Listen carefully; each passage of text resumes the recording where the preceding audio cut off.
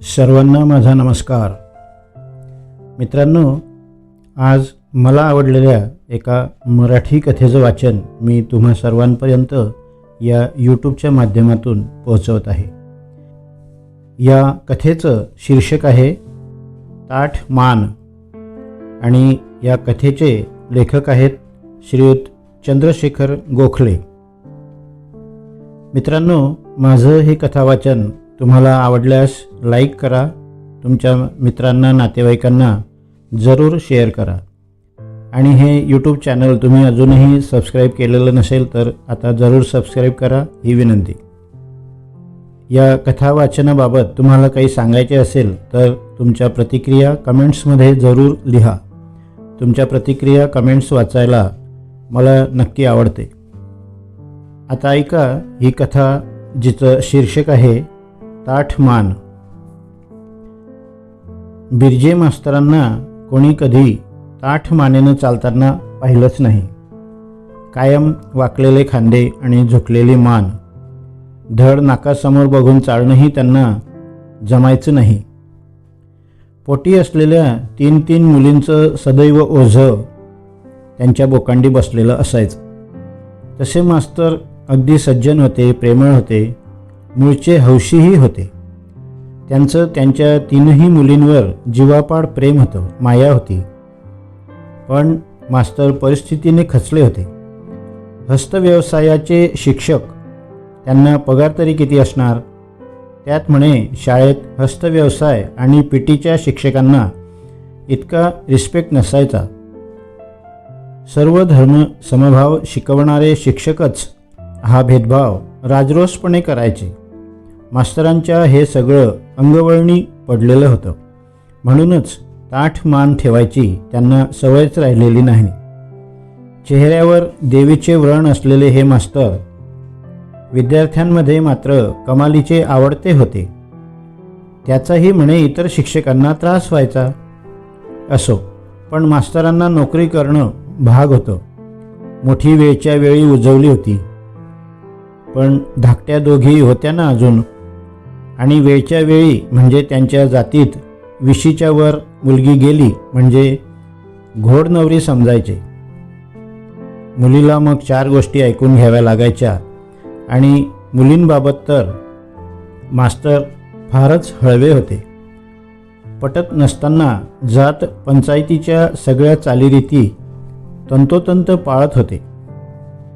या चालीरीती आणि रीतिरिवाजांनी या भल्या माणसाला पार जखडून टाकलं होतं. सणवार म्हणजे संकट वाटायचं. त्यांना गावात जायचं म्हणजे शिक्षा. कारण देवाधर्माचं इतकं स्तोम माजलेलं होतं की ते फेडण्यातच सगळं अवसान गळून जायचं. शिवाय शहरात राहणारे म्हणजे चैन करतात अशा तिथल्या अडाणी लोकांचा दृढ समज असे. मास्तरांचे दोन्ही भाऊ प्रेमळ होते. त्यांचं आपल्या या भावावर खरंच प्रेम होतं. ते सांगायचे, ये इथे निघून, काय ठेवलंय शहरात? पण मास्तरांना माहीत होतं की जो जरा मोकळा श्वास माझ्या मुली घेऊ शकतायत तो मी शहरात आहे म्हणून.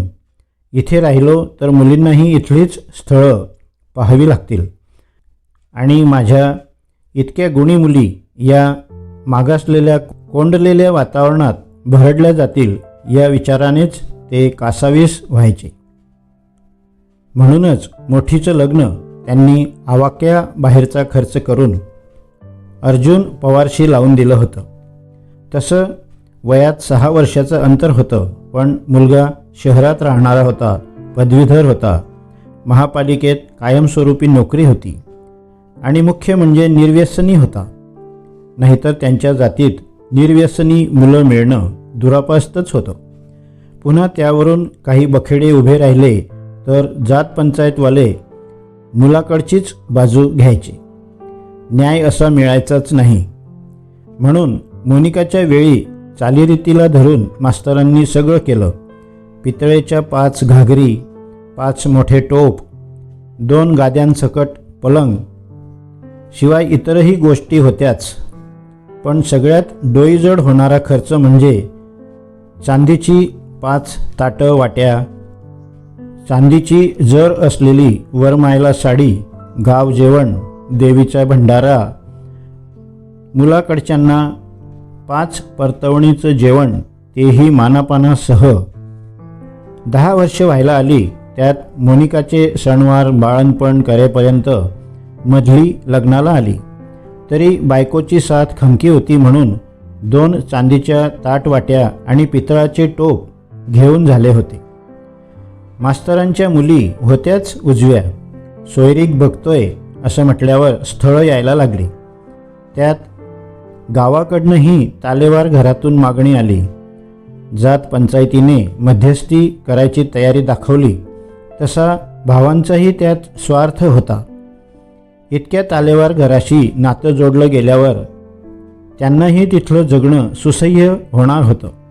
पण मास्तरांना माहीत होतं इतक्या तालेवार घरात मुलगी दिली तर माप ओलांडून ती जी घरात जाईल तिला घरचा डामडोल सांभाळण्यातच तिची हयात जाईल. पंचायतीसमोर गुडघे टेकून आणि त्यांचा प्रस्ताव अमान्य केल्याचा दंड भरून मास्तरांनी ही सोयरीक नाकारली आणि शहरातलाच भानुदेव भंगड याच्याशी मधलीचा विवाह पक्का केला. गावाकडचे साहजिकपणे नाराज झाले. त्यांनी बघ्याची भूमिका घेतली. लग्न तोंडावर आलं. मास्तरांनी भानुदेवच्या घरी थोडी मुदत मागितली. लग्न वेळेवर होऊ दे. रीतीला धरून जे असेल ते मी लवकरात लवकर पुरवतो. मुलाला मुलगी आवडली होती त्यामुळे काही नको म्हणाले नाहीत, पण मुदत दिली.